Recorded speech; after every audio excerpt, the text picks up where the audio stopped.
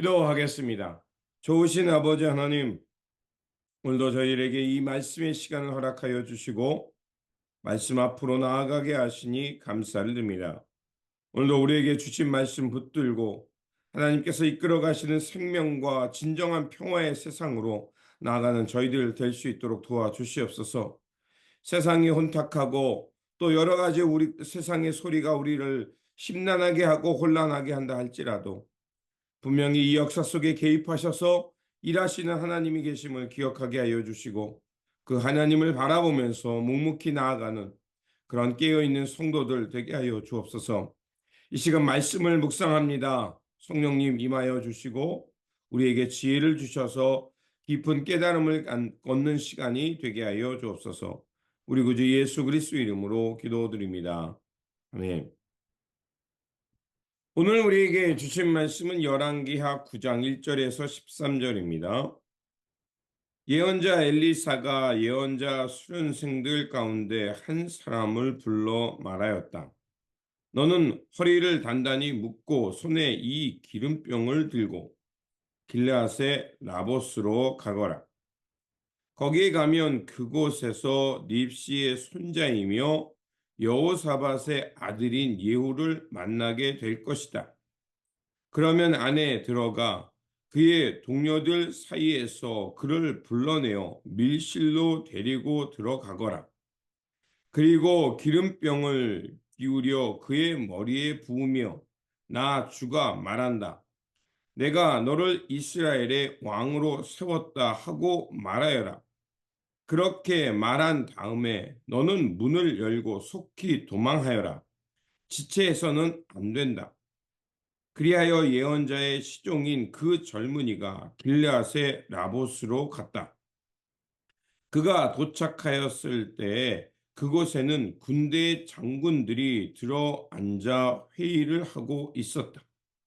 그가 그들에게 말하였다. 장군님, 드릴 말씀이 있습니다. 그러자 예후가 말하였다. 우리들 가운데 누구에게 말하고 있는 겁니까? 그 시종이 말하였다. 바로 장군님께 말씀을 드리고 있습니다.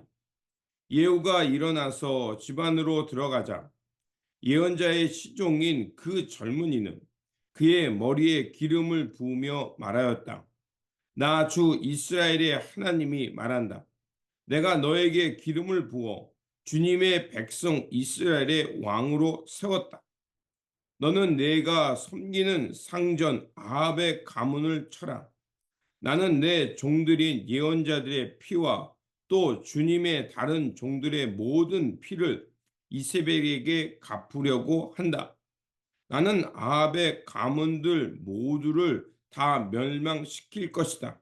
그렇다. 아합에게 속한 사람은 메인 사람이건 노인 사람이건 가릴 것 없이 남자는 누구나 이스라엘 안에서 끊어버릴 것이다. 나는 아합의 가문을 느밧의 아들 여로보암의 가문과 같이 만들고 아히야의 아들 바하사의 가문과 같이 만들 것이다. 그리고 개들이 이스라엘 땅 안에서 이사벨을 뜯어 먹을 것이다. 그를 매장할 사람조차 없을 것이다. 그리고 난 뒤에 예언자의 시종인 그 젊은이는 문을 열고 도망하였다. 예후가 왕의 신하들이 있는 대로 나오자 한 사람이 그에게 물었다. 좋은 소식이 있소? 그 미친 녀석이 장군님께는 무슨 일로 왔소? 예후가 그들에게 말하였다. 장군들께서도 그 사람이 누구고 그가 쓸데없이 떠들고 간 말이 무엇인지 짐작하고 있을 것이라 믿소. 그러나 그들이 말하였다. 슬쩍 넘어가지 마시오. 우리에게 사실을 말해 주시오. 예후가 대답하였다. 그의 말이 주님께서 나를 이스라엘의 왕으로 기름 부어 세웠다고 말씀하셨다고 하였소. 그러자 그들은 황급히 일어나 각자 자기의 옷을 벗어서 섬돌 위에 예후의 발 아래에 깔고 나팔을 불며 예후께서 임금님이 되셨다 하고 외쳤다. 아멘. 오늘 본문 말씀은 예후가 이스라엘의 왕으로 세움을 받으면서 이제 패역한 아합 가문을 심판하게 되는 말씀입니다. 아합 가문은 엘리야의 시대부터 엘리사에 이르길 때까지 하나님을 대적하며 하나님의 사람들을 박해했습니다. 그래서 많은 선지자들이 광야로 도망가야 했고요. 그리고 우리가 잘 알고 있는 대로 아합 왕과 이세벨에 의해서 나봇의 포도원이 빼앗기고 억울한 피를 흘리게 되죠. 그러니까 그러한 시대가 어떠했는지를 짐작해 볼 수 있었던 것입니다. 그리고 하나님께서는 때가 되자 이제 엘리사를 통해서 하나님의 역사를 이루게 하십니다. 엘리사는 한 선지 생도를 불러다가 그에게 하나의 명령을 내립니다. 너는 길앗 라못으로 가서 예후에게 기름을 붓고 왕을 세우고 아합 가문을 멸절시키라고 말씀을 전하게 합니다. 이것은 어떤 얘기입니까? 바로 아합 왕가를 향해 그 역모를 꾸미는 행위였습니다. 그리고 그 예후에게 기름을 붓는다는 것은 그를 왕으로 세우는 것이기에 매우 위험한 행위였습니다. 그럼에도 엘리사는 이 일을 하게 됩니다. 그래서 그 젊은 생도는 길라 나못으로 가서 예후 장군을 만나게 되고 그에게 기름을 부어 이스라엘의 왕으로 하나님이 세웠다고 말을 하게 됩니다. 자, 이 젊은이가 그 라못에 도착했을 때 장군들이 모여서 있었습니다. 자, 그들은 아마 나라의 운명을 묻고 여러 가지 그 걱정 가운데 모여 있었던 것이었습니다. 그때 바로 이 젊은 생도가 그곳에 당도하게 되고 또 예후에게 기름을 부어서 왕으로 세우자 이 소식이 전해지자 13절에 그곳에 모여있던 장군들이 황급히 일어나서 각자의 자기 옷을 벗고 예후의 발 앞에 그 자기의 옷을 깔았다라고 말합니다. 그건 무엇을 말합니까? 복종을 의미하는 겁니다. 자, 이렇게 그 예후가 왕이 되면서 새로운 시대가 도래하게 됩니다. 이렇게 왕이 되었던 그 예후는 이제 아람과 전투에서 부상당하여 이스라엘에 있던 요람을 제거하기 위해 나아갑니다. 그런데 아이러니하게도 그 예후 장군이 이제 군대를 몰고 막 오니까 그 요람이 뭐 어떻게 하냐면 평화의 인사차 그 종들을 한 번, 두 번 이렇게 걸쳐서 보냅니다. 지금 어떤 시대입니까? 하나님의 생도들이 광야로 쫓겨가고 무고한 사람이 피를 흘리는 시대인데 그는 자기 종들을 보내서 평화를 나누고 평화의 조약을 맺고자 했던 겁니다. 두 번에 걸쳐서 종들이 돌아오자 세 번째는 자기가 직접 나가서 평화의 인사를 나누고자 합니다.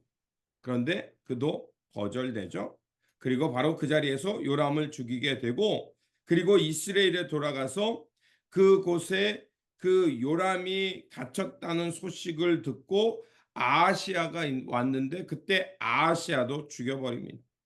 그리고 이스라엘에 있던 이사벨도 죽여서 시체를 주님이 예언한 대로 길가에 내동져 버리게 됩니다.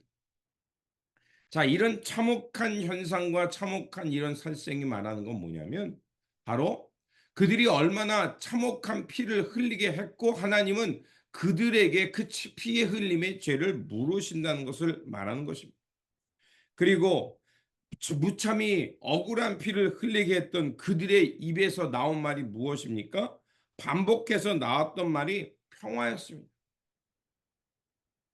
너무나도 어처구니 없는 평화의 소식이었습니다. 예후가 군대를 몰고 오자 요람은 기병을 보내면서 평화의 화친을 맺고자 했고요. 그러자 예후는 이게 너와 무슨 상관이냐? 이런 무고한 피가 흘리고 있는데 내가 무슨 평화를 맺냐? 너는 내 뒤를 따르라 하자 그 병사도 예후의 뒤를 따르는 것을 볼 수가 있습니다. 평화는 내가 평안하다고 해서 평화가 이루어지는 것이 아닙니다. 죽음이 난무하고 억울한 일들이 나타나는데 평화를 얘기하는 것은 공허한 소리일 뿐 그것은 아무런 하나님이 말씀하는 평화가 이루어질 수 없습니다. 예수님께서도 팔복의 설교 중에서 평화를 이루는 사람이 복이 있다라고 말씀하셨습니다. 그리고 그 평화의 삶을 살아가는 이들에게 너희가 하나님의 자녀가 될 것이라고 그들에게 말씀해 주셨습니다. 평화는 자신만의 평화를 의미하지 않습니다.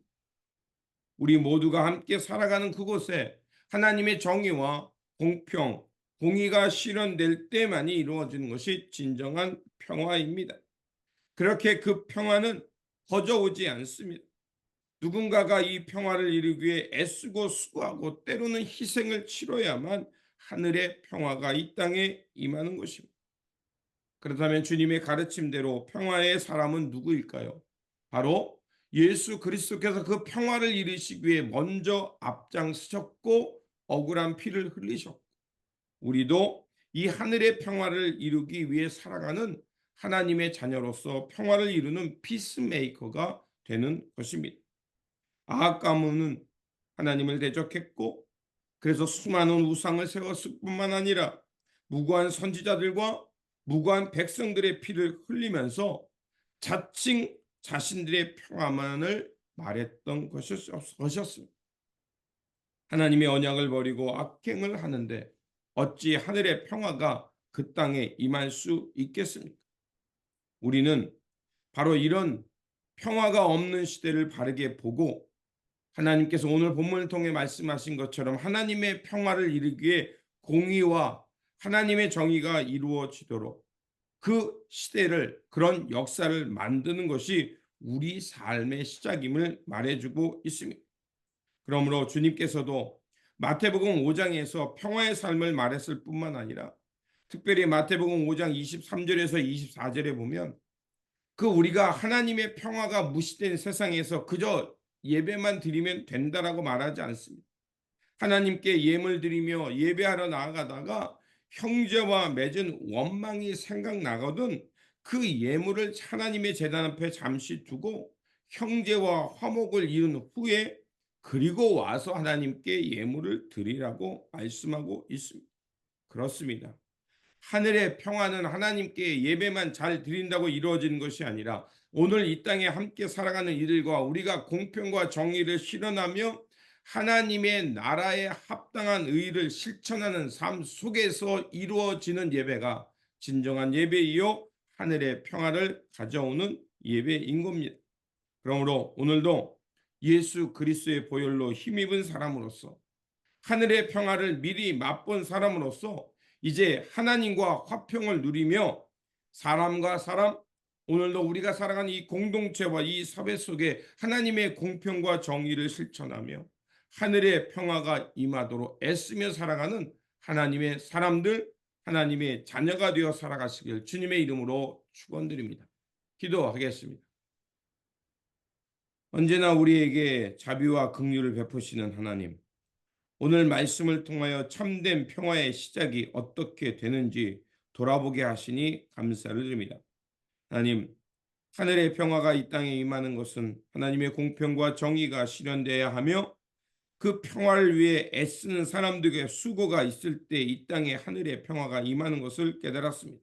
그러하오니 먼저 하늘의 평화를 맛보았고 하나님의 사람으로 세움을 받았사오니 우리가 있는 곳에서 하나님의 평화를 이루며 살아가는 사람들이 되게 하여 주옵소서. 무엇보다도 이웃과의 관계 속에서 하나님의 진리를 추구하게 하시고 하나님의 공평과 정의를 실현함을 통해서 바른 관계를 맺으며 하나님이 원하시는 그 평화의 삶을 추구하며 살게 하여 주옵소서. 무엇보다도 이것은 우리의 힘으로 되지 않습니다. 하나님께서 우리에게 성령의 기름 부으심이 있어야 하고 그 성령의 충만함이 있을 때 오늘도 우리가 바르게 선하게 진실되게 살아갈 수 있사오니 날마다 성령으로 깨우시고 인도하여 주셔서 이 하늘의 평화를 추구하며 살아가는 피스메이커 하나님의 자녀들 되게 하여 주옵소서. 우리 구주 예수 그리스도 이름으로 기도드립니다. 아멘.